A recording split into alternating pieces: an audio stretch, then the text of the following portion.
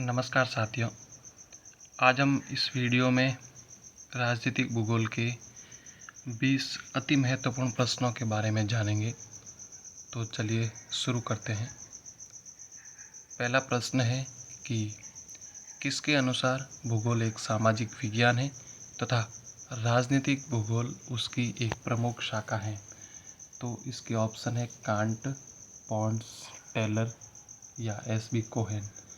तो टेलर के अनुसार भूगोल एक सामाजिक विज्ञान है तथा राजनीतिक भूगोल उसकी एक प्रमुख शाखा है। चलिए नेक्स्ट क्वेश्चन। किसने व्यक्त किया कि राजनीतिक भूगोल राजनीतिक इकाइयों के संबंध एवं उनकी प्राकृतिक पृष्ठभूमि का अध्ययन करता है? तो इसका ऑप्शन है टेलर, कांट, पॉन्ड्स और कार्लसन। तो इसका करेक्ट आंसर है कांट। कांट ने व्यक्त किया कि राजनीतिक भूगोल राजनीतिक इकाइयों के संबंध एवं उनकी प्राकृतिक पृष्ठभूमि का अध्ययन करता है। नेक्स्ट क्वेश्चन है, किसके अनुसार राजनीतिक भूगोल राजनीतिक दृष्टि से संगठित क्षेत्रों, उनके संसाधनों, विस्तार एवं उन कारणों से संबंधित हैं जिसके कारण एक विशिष्ट भौगोलिक स्वरूप का विकास होता है? इसके ऑप्शन है N.J.G. Pond's, A.E. Moody, Richard मूर और S.B. कोहेन। तो इसका सही आंसर है N.J.G. पॉन्ड्स। N.J.G. पॉन्ड्स के अनुसार राजनीतिक भूगोल राजनीतिक दृष्टि से संगठित क्षेत्रों, उनके संसाधनों, विस्तार एवं उन कारणों से संबंधित है जिसके कारण एक विशिष्ट भौगोलिक स्वरूप का विकास होता है। अगला प्रश्न है, किसके अनुसार राजनीतिक भूगोल पृथ्वी एवं राज्य के अंतर संबंध का अध्ययन करता है, अतः यह राज्यों में भौगोलिक संबंध व्यक्त करता है? ये परिभाषा किसकी है? तो इसके ऑप्शन है अलेक्जेंडर, A.E. मूडी, कार्लसन और रिचर्ड मूर। तो इसका सही आंसर है ऑप्शन स, कार्लसन ने ये परिभाषा दी थी।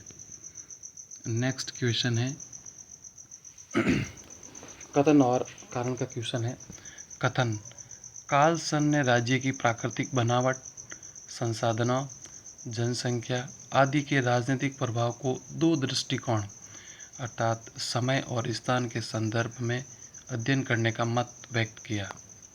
इसका कारण है समय के साथ साधनों तथा जनसंख्या में तथा राजनीतिक स्वरूप में अंतर आ जाता है। इसी प्रकार स्थान की दृष्टि से प्रत्येक राज्य के प्राकृतिक स्वरूप एवं आर्थिक स्वरूप में भिन्नता होती है। तो ऑप्शन अ है कि कथन और कारण दोनों सही हैं तथा कारण कथन की सही व्याख्या करता है। ऑप्शन ब है कथन और कारण दोनों सही हैं लेकिन कारण कथन की व्याख्या नहीं करता है। ऑप्शन स है कि कथन सही है तथा कारण गलत है। ऑप्शन द है कथन और कारण दोनों गलत हैं। तो इसका सही आंसर है कथन और कारण दोनों सही हैं तथा कारण कथन की सही व्याख्या करता है। अगला प्रश्न है, किसने राजनीतिक भूगोल में पृथ्वी अर्थात भौगोलिक वातावरण के तत्व एवं राज्य का संबंध व्यक्त किया? Carlsen, N.J.G. पॉन्ड्स ने या S.B. कोहेन ने या A.E. मूडी ने? तो इसका सही आंसर है कार्लसन ने। अगला प्रश्न है, राजनीतिक भूगोल भिन्न भिन्न स्थानों में विभिन्न राजनीतिक उपक्रमों का पृथ्वी तल पर व्याप्त विविध लक्षणों से संबंधित कर अध्ययन करता है। इसके ऑप्शन है लुईस एम अलेक्जेंडर, रिचर्ड मूर, रिचर्ड हार्टसॉन, S.B. कोहेन। तो इसका करेक्ट आंसर है ऑप्शन स, रिचर्ड हार्टसॉन के अनुसार ये परिभाषा है। अगला प्रश्न है, राजनीतिक भूगोल राजनीतिक प्रदेशों का पृथ्वी तल के तत्वों के रूप में अध्ययन करता है। यह परिभाषा किसने दी? S.B. कोहेन ने, A.E. मूडी ने, रिचर्ड हार्टसॉन ने या लुईस एम अलेक्जेंडर ने? तो इसका सही आंसर है option D, Lewis M Alexander ने यह परिभाषा दी थी। अगला प्रश्न है, राजनीतिक भूगोल का अध्ययन मुख्यतया वर्तमान दशाओं से संबंधित होता है किंतु भूतकालिक घटनाओं को आज अवस्थित स्वरूप के परिवर्तक के रूप में ध्यान में रखा जाता है। राजनीतिक भूगोल की उपरोक्त परिभाषा किसने दी? Option A E Moodie, Weigert, Pounds या कार्लसन। तो ये परिभाषा ए ई मूडी ने दी थी। अगला प्रश्न है, किसने राजनीतिक भूगोल में ऐतिहासिक अध्ययन को महत्वपूर्ण वर्णित किया? ऑप्शन है विगर्ड, ए ई मूडी, जैक्सन या प्रेस्कॉट। तो इसका सही आंसर है ए ई मूडी ने राजनीतिक भूगोल में ऐतिहासिक अध्ययन को महत्वपूर्ण बताया। प्रश्न है कि किसके अनुसार राजनीतिक भूगोल राजनीतिक एवं भौगोलिक उपक्रमों के मध्य स्थानगत अथवा क्षेत्रीय अंतर संबंध को स्पष्ट करता है? इसके ऑप्शन है रिचर्ड मूर, कोलोसोव, प्रेस्कॉट और जैक्सन। तो इसका सही आंसर है रिचर्ड मूर। अगला प्रश्न है, प्रिंसिपल्स ऑफ पॉलिटिकल ज्योग्राफी पुस्तक किसने लिखी? प्रेस्कॉट ने, विगर्ड एवं साथियों ने, पॉन्ड्स ने या कोलोसोव ने? तो सही आंसर है विगर्ड एवं साथियों ने प्रिंसिपल्स ऑफ पॉलिटिकल ज्योग्राफी पुस्तक लिखी। अगला प्रश्न है कि राजनीतिक भूगोल की यह परिभाषा, राजनीतिक भूगोल का अध्ययन उन आंतरिक भौगोलिक तथ्यों की व्याख्या करता है जो राज्य को विशिष्टता प्रदान करते हैं तथा राज्यों के मध्य संबंध स्थापित करते हैं। किसने दी ये परिभाषा? ऑप्शन है विगर्ड एवं साथियों ने, ए ई मूडी ने, कांट या पॉन्ड्स ने? तो इसका सही आंसर है विगर्ड एवं साथियों ने ये परिभाषा दी थी। अगला प्रश्न है, किसकी परिभाषा के अनुसार एक क्षेत्र का भौगोलिक वातावरण वहाँ की राजनीतिक व्यवस्था के स्वरूप एवं सफलता असफलता को प्रभावित करता है तथा राज्य के अंतर्राष्ट्रीय संबंधों को नियंत्रित करता है? ऑप्शन है विगर्ड एवं साथियों ने यह परिभाषा दी, अलेक्जेंडर ने या रिचर्ड मूर ने या एस बी कोहेन ने? तो इसका सही आंसर है रिचर्ड मूर ने यह परिभाषा दी थी। अगला प्रश्न है, राजनीतिक भूगोल वह शाखा है जो राजनीतिक उपक्रमों को भौगोलिक परिवेश में प्रस्तुत करती है। स्थान स्थान पर राजनीतिक उपक्रमों की भिन्नता राजनीतिक भूगोल की मूल भावना है। यह परिभाषा किसने दी?